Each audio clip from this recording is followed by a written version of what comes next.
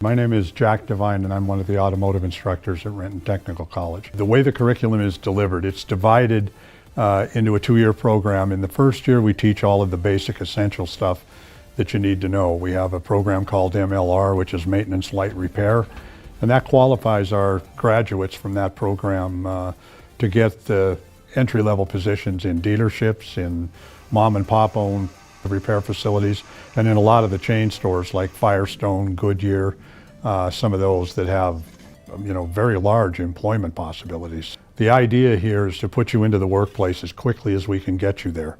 Once we qualify you as a basic service technician, we're going to be pushing real hard to put you into an employment situation. You'll still be going to school part-time, but you'll be also working in a shop out on the outside part-time. And I think it gives you a very quick, down and dirty method of really finding out what the automotive world is all about.